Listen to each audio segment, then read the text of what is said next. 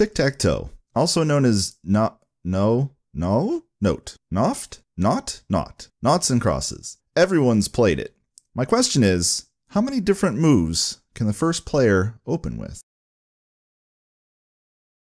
Eschew. Tic-tac-toe is a two-player game where each player takes turns placing their respective mark in a 3x3 grid. The first player to connect 3 of their pieces in a row wins. The game first entered development in the early 1980s as a plot device for the legendary Cold War thriller movie War Games, starring America's most beloved actor, Matthew Broderick. Any kid past the 1D 4th grade knows this game almost always results in a draw. In fact, this is entirely correct. Assuming 2 players that play perfectly, either player can always force a draw. Tic-tac-toe is solved. Solved games are games in which the outcome is always determinable, under certain conditions, usually involving perfect play from one or all of the players. A game can generally only be solved if there are no random elements and no hidden information. Tic-tac-toe, checkers, and Connect 4 are 3 common games that are all completely solved. Assuming perfect play, tic-tac-toe and checkers will both result in a draw, and Connect 4 allows the starting player to force a win. Let's take a look at chess. Chess is played on an 8x8 grid with various pieces that have various powers, where each player takes turns moving one piece according to its own rules. Chess is far from solved.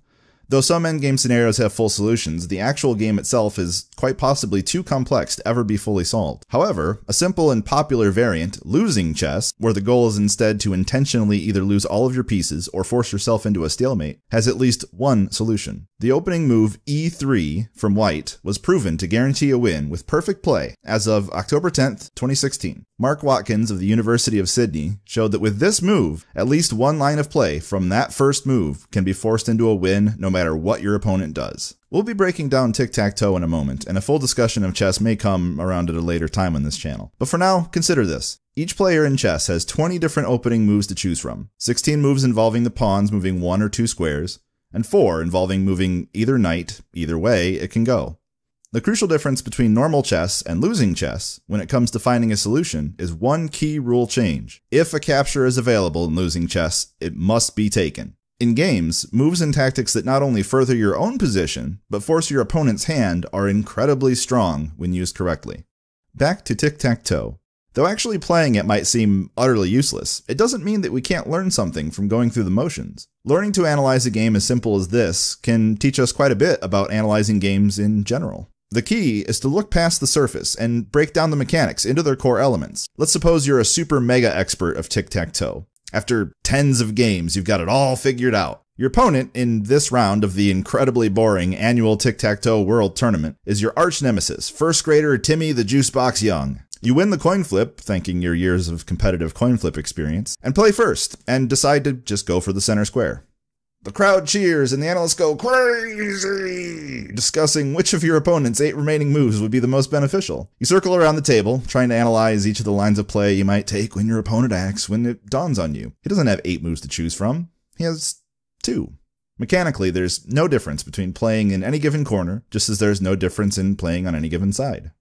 In one swift stroke, you've simplified the 8 seemingly different counter openings down to just 2. For centuries, since tic-tac-toe's creation in the early 1980s, it's largely been known that any of the 4 edge follow-ups to starting in the center can all be countered through a sequence of forced play. If you subsequently choose any of the 4 corners, it can result in a sequence of forced moves into a fork that gives you victory.